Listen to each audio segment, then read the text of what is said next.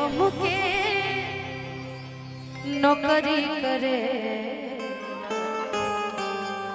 कितना रुपया तू पावेला ए सैया जी ए राजा जी ए सैया जी ए राजा जी याद बहुत तू आवेला छोड़ी के हमके नौकरी करे कितना रुपया तू पावेला ए सैया जी ए राजा जी ए सैया जी ए राजा जी याद बहुत तू आवेला याद बहुत तू आवेला फुर्सत न मिले सैया लिखे के पतिया ड्यूटी से अवते तू धोले न कटिया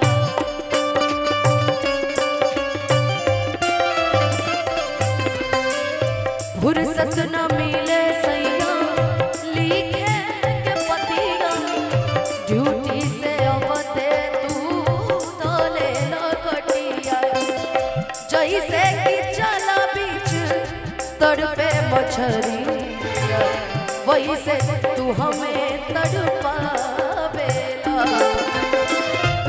ए राजा जी ए सैया जी ए राजा जी ए सैया जी याद बहुत तू आवेला छोड़ी के हमके नौकरी करे कितना रुपया तू पावेला ए सैया जी ए राजा जी ए सैया जी ए राजा जी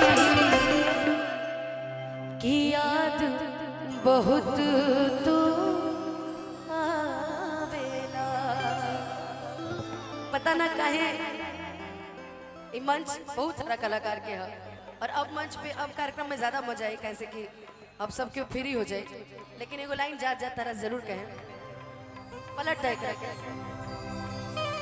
तो इहो दिले के मरीज है जी बाकी यहाँ के बहुत पसंदीदा वो गीत है ऐसे हम चाहनी कि सुना दे कि लूट गइल बनी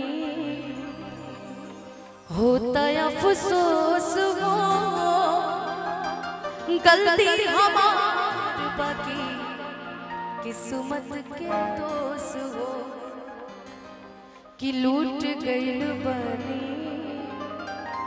होता अफसोस हो गलती हमार बाकी किस्मत के दोष हो दिल लगा के लागे हम कैले अपराध बनी कि दिल लगा के लागे हम कैले अपराध बनी कि तहरा साथो बर्बाद रही तहरा बदो बर्बाद बनी हे प्यार में और केहू नयापन सगा हे प्यार में देखो हम जाते जाते यही कहेंगे ना ये बात एक बात बोलिए आप बोल लीजिए उसके बाद ही हम बोलेंगे प्यार हो गया है आपको पागल है ऑडियंस से और इस मंच से अरे भाई हाँ स्वाभाविक है स्वाभाविक है 5 मेरे रुआ कौदन की जाते जाते जाते जाते नहीं इसलिए क्योंकि हमको अच्छा प्रकाश जी भी आए हैं क्या वाह बहुत बहुत प्रणाम अशोक भैया के भी मोनू जी भी जाते जाते एक ही जो चीज कहे कैसे कि हमने को पता बनो कि ये लोग ठीक बा सब अपनी जगह पे लेकिन तारा से कहल चाहो अच्छा कि नजर के बाहर जनी मारा सवरिया तू धरा जइबा कि नजर के बान जानी मारा सवरिया तू धारा जइबा। और का इनाम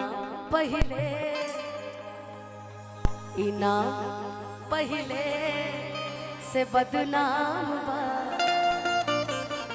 तू औरी बदनाम करा जइबा। अरे की जा तू उहे बड़ू हो। सुना सुनाओ। अरे की काहे हमरो जरावत रुहे बड़ू हो। काहे हमरो जरावत रुहे बड़ू हो। जा तू उहे बड़ू हो। जा तू उहे बड़ू हो। काहे हमरो जरावत रुहे बड़ू हो। काहे हमरो जरावत रुहे बड़ू हो। जा तू उहे बड़ू हो। जा तू उहे बड़ू हो। हेलो प्रकाश इधर आना। हेलो प्रकाश, अच्छा नहीं लगेगा यार अगर मेरे पक्ष से मेरा दोस्त अगर एक शायरी ना बोल दे तो फिर अच्छा नहीं आपका लगेगा। दोस्त, एक जोरदार ताली बजा दीजिए प्रकाश आपका के। दोस्त हमारे काशी बनारस में रह रहे हैं। अरे भाई ये दुनिया के हर उस क्षेत्र में बसता है ना जहाँ तक भोजपुरी सुनी जाती है। लेकिन इनका दिल काशी में बसा। अरे हम क्या बताएं, अब छोड़ो, जाने दो, नहीं रहने दो, चुप ही रहने दो। बोल दो, एक शायरी तो होनी चाहिए मेरे लिए और उसके बाद शैली जी के लिए। ये शैली जी हैं, इधर देखो, ये शैली जी हैं। हाँ चलो ठीक है, ओके ठीक है हो गया चलो, ज्यादा देर हाथ नहीं पकड़ते। चलो एक शायरी हो जाए मेरे लिए। तू ढेर जगह से हम रिश्ता कटवा दे। हम तो सोच रहे थे कि यहाँ बैठ के सुनेंगे, काफी देर से सुन रहे थे, बहुत अच्छा लग रहा था। लेकिन अब अनुपमा के फरमाइश पर एक दो लाइन चाहबे करी। भाई इंस्टाग्राम कहले तो इंस्टाग्राम तो हमार सस्पेंड हो गई बा। बाकी रुआ लोग के आशीर्वाद रही तो बहुत जल्दी आई। और इतना सारा कैमरा लागल बा, सारा यूट्यूबर भाई लोग को भी प्रणाम बा। क्या हो करे जा। देखो हमरा एगो चीज ना बुझाला अनुपमा कि इतना यूट्यूबर लोग आइल बा तो लोग वीडियो बनावे लो तो हमारो वीडियो डाल के वीडियो अपना मौके के अपना ससुरारी में दे लो। बहुत कुछ बात तार लोग बोले के मन कर ला, हमारो वीडियो डाल लो। चला अनुपमा खाते एगो शायरी, ओकरा बाद में फिर हम बैठ के सुनब। हाँ एगो अनुपमा जी खाते आगे से थोड़ा लो हो जाए प्लीज प्लीज। कि तू अपना आँख के काजल बनेबू का, तू अपना प्यार के घना बादल बनेबू का। करे जा। अच्छा ये तुम्हारे लिए, हाँ लेकिन तुम्हारे लिए कि तू अपना आँख के काजल बनेबू का, तू प्यार के घना बादल बनेबू का। करे जा। कि तू अपना आँख के काजल बनेबू का, तू प्यार के घना बादल बनेबू का। आज साड़ी में बड़ा खूबसूरत लागत अनुपमा, आज प्रकाश के पागल बनेबू का।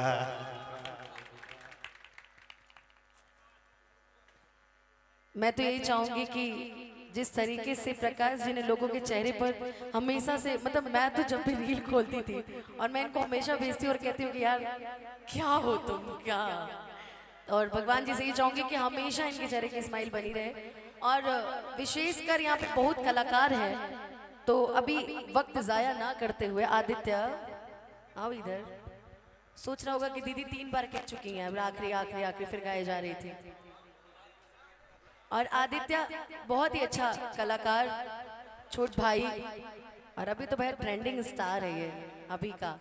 अब मोनू जी कहाँ गई? खूब साड़ी पहन रहे बड़े ना, तू मर्दे आजकल खूब बहरारों के साथ रील वायरल होता है। प्यार बना रहे, सभी कलाकार एक दूसरे को ऐसे ही देखते रहे, बस उससे ज्यादा क्या चाहिए। बाकी आदित्य के बाद हमने के मोनू जी के भी सुनल जाए। प्रकाश जी तो बड़े बड़े, अशोको भैया गई का एगो सोहरो हो जाता रहा तरफ से तो ठीक रहे। अच्छा 1-2 गीत के बाद ना हमने के सोहरो गायल जाए, कैसे कि हमने के मुकेश भैया के बेटा भी भइल बा तो घर में दू गो खुशी बाटे हैं सोहर ए भाई एगो माइक देता है ने बा बा ठीक बा एगो तनी लगा दो भैया सीख दो हमरा मुकेश भैया खातिर बाटे अब भाभी खातिर बा कि हम बुआ बन गए बनी तू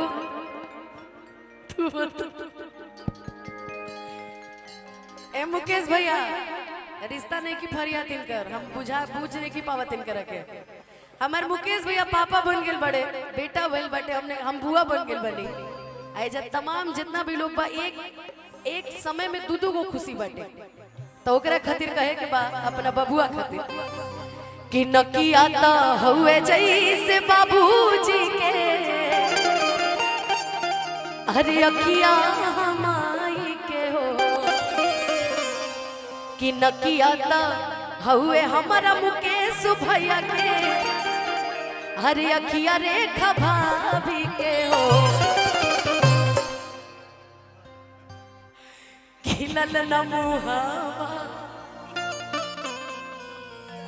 सबसे कंजूस मामा में अगर नाम है तरीते समय के नाम है खिलल नमुहावा चनवा सुरु जहवा था सगरोवा जोर भइले हो खिलल नमुहावा चनवा सुरु जहवा था सगरोवा जोर भइले हो जुका जुका जिया सुलाला नावा भावना के भाग जागल हो जुका जुका जिया सुलाला नावा भावना के भाग जागल हो हेलल ना लाल होई फूलवा के दीपक मनवा में हौसला हो हेलल ना लाल होई फूलवा के दीपक मनवा में हौसला हो सासु सोहागिन बड़ भागिन अनधन लुटावेली हो सासु सोहागिन बड़ी भागिन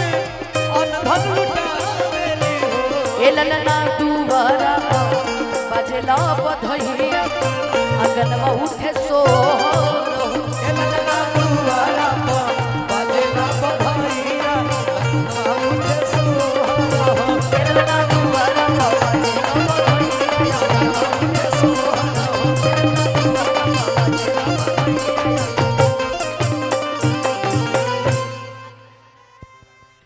बहुत बहुत धन्यवाद करना चाहूंगी अनुपमा यादव जी का, प्रकाश जी का, सुधीर जी का, आपका बहुत बहुत धन्यवाद। और क्या गाया है, क्या माहौल बनाया है, और आपकी जो